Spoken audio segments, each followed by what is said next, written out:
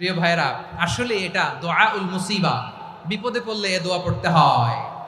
লা ইলাহা ইল্লা আনতা সুবহানাকা ইন্নী কুনতু মিনাজ জালিমিন। এটা পড়বেন আপনারা। এই দোয়া পড়ে সাইয়েদনা ইউনূস আলাইহিস সালাম মাছের পেট থেকে রক্ষা পেয়েছিলেন। রক্ষা করেছিল কে? তুমি ইউনূস নবীরে যখন খাইলো মাছেতে গিলিয়া, ফেরেশতা পাঠাইয়া দিলে ইসমে আজম দিয়া, প্রাণে ছিল যাহার ভয় সেথা পাইল আশ্রয়। প্রাণে ছিল যাহার ভয় সেথা পাইল আশ্রয়। মাছের পেট হতে সে যে পেল পরিত্রাণ। আল্লাহু আল্লাহু তুমি জাল্লে জালালুহু, শেষ করা তো যায় না গে তোমার গুণগান। আল্লাহু আল্লাহু সুবহানাল্লাহ পড়ে। লা ইলাহা ইল্লা আনতা সুবহানাকা ইন্নী কুনতু মিনাজ জালিমিন। বিশ্বনবী বললেন, দেয়ালে পিঠ থেকে গেলে, চোখে মুখে অন্ধকার, বাঁচার কোনো উপায় নাই, তখন এই দোয়াটা পড়তে হবে। এই দোয়া পড়ে আল্লাহর কাছে ফরিয়াদ করলে বিপদ মুক্ত করবেন কে? কেন এই দোয়াটা আল্লাহর কাছে বড্ড প্রিয় জানেন আমার ভাইয়েরা? কারণ এই দোয়ার মধ্যে তিনটা জিনিস আছে। আমি যেরকম আঙ্গুল উঁচু করেছি এরকম করেন তো। তিনটা। কয়টা? তিনটা। এক নম্বরে হচ্ছে তাওহীদ, দুই নম্বরে তাসবিহ, তিন নম্বরে তাকরীর। আই রিপিট, আবারও বলছি, এক নম্বরে তাওহীদ, দুই নম্বরে তাসবিহ, তিন নম্বরে তাকরীর। এ দোয়াটা আল্লাহর কাছে এত পছন্দনীয় কারণ এ দোয়ার প্রথম অংশে আছে তাওহীদ, আল্লাহর একত্ববাদের ঘোষণা। লা ইলাহা ইল্লা আনতা, ও আল্লাহ আপনি ছাড়া কোনো ইলাহ নাই, উপাস্য নাই।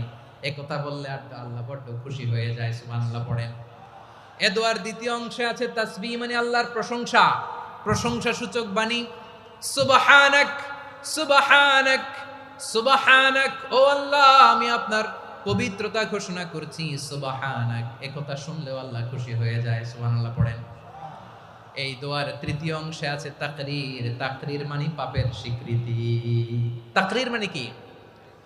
তাকরীর মানে পাপের স্বীকৃতি। এই দোয়ার তৃতীয় অংশে আছে ইন্নী কুনতু মিনাল জালিমিন, ও আল্লাহ আমি জালিমদের অন্তর্ভুক্ত। আল্লাহ আল্লাহ আমি জালেম, আল্লাহ আমি ভুল করেছি, অন্যায় করেছি, আল্লাহ আমি জালেমদের অন্তর্ভুক্ত। এই পাপের স্বীকৃতি, অ্যাকনোলেজমেন্ট আল্লাহ বড্ড পছন্দ করে।